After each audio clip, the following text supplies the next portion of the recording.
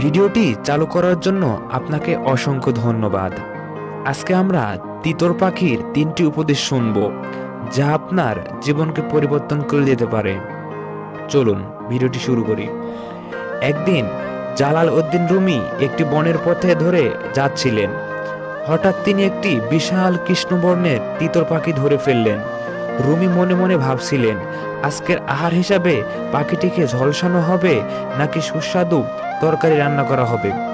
ঠিক সেই মুহূর্তে পাখিটি মানবীয় কণ্ঠে বলে উঠল, হে রুমি, আপনি এই জীবনে তো গুস্ত আহার করেছেন, তবুও আপনার আমিষের আকুতি কেন শেষ হয় না? আপনি যদি আমাকে মুক্ত করে দেন, আমি আপনাকে 3টি অমূল্য উপদেশ দেব, যা আপনার জীবনকে শান্তি ও সন্তোষে ভরে দেবে। রুমি কিছুটা বিচলিত হলেন, কিন্তু প্রজ্ঞার লোভে রাজি হলেন।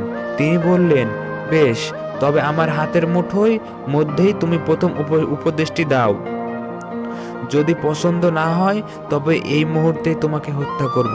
পাখিটি সম্মতি জানিয়ে বলল, প্রথম উপদেশ, আপনি সবসময় বন্ধুদের উদ্ভট বা অর্থহীন আলোচনায় খুব বিচলিত হয়ে পড়েন।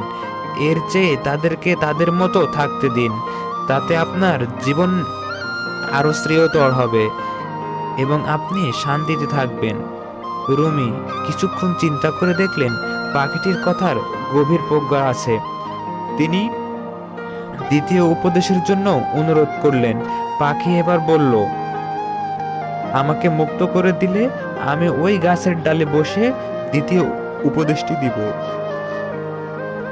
রুমি তখন কিংকর্তব্য বিমূঢ় হয়ে পাখিটিকে মুক্ত করে দিলেন। পাখিটি উড়ে গিয়ে গাছের একটি ডালে বসলো। দ্বিতীয় উপদেশ দেওয়ার আগে পাখিটি বলল, রুমি, তুমি এক বিরাট বোকামি করেছো।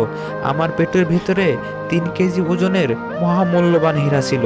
তুমি এটা পেলে তোমার 7 পুরুষ বসে খেতে পারতো। এই কথা শুনে রুমি সাংঘাতিকভাবে ঘাবড়ে গেলেন। তিনি ক্রোধে উন্নত হয়ে পাখিটিকে ধরার জন্য তার দিকে ছুটতে শুরু করলেন। তখন পাখিটি জোরে জোরে হেসে উঠল এবং চিৎকার করে বলল, রুমি, তুমি তো দেখছি আমার প্রথম উপদেশটি একেবারেই শুনোনি। আমার নিজের ওজন যেখানে মাত্র 2 কেজির বেশি নয়, সেখানে আমার পেটে 3 কেজি হীরা থাকবে কি করে? তুমি এখনই উদ্ভট আর বোধহীন কথায় তৎক্ষণাৎ প্রতিক্রিয়া দেখাচ্ছ। দ্বিতীয় উপদেশ, অতীতকে কখনো পাল্টানো যায় না, আর আমি এখন তোমার অতীত, যা তুমি হারিয়েছো। তার জন্য আফসোস করো না, বর্তমান মুহূর্তটিকে উপভোগ করো এবং ভবিষ্যতের জন্য বাঁচো। পুরোপুরি স্বস্তি হয়ে রুমি তখন লজ্জিত কণ্ঠে তৃতীয় উপদেশের জন্য অনুরোধ করলেন। তিতর পাখিটি শেষ উপদেশটি দিল। তৃতীয় উপদেশ, সবাইকে উপদেশ দিতে যেও না, শুধু তাদেরই উপদেশ দাও যারা তা শুনবে এবং মনে রাখবে। মনে রেখো, কিছু কাপড় এত জীর্ণ হয় যে তা আর কখনো সেলাই করানো যায় না। অর্থাৎ কিছু মানুষ উপদেশ পাওয়ার যোগ্যই নয়। বন্ধুরা, আপনাদের এই ভিডিওটি কেমন লাগলো অবশ্যই কমেন্টে জানাবেন। চ্যানেলটি সাবস্ক্রাইব করে আমাদের পাশেই থাকবেন। ধন্যবাদ। আসসালামু আলাইকুম।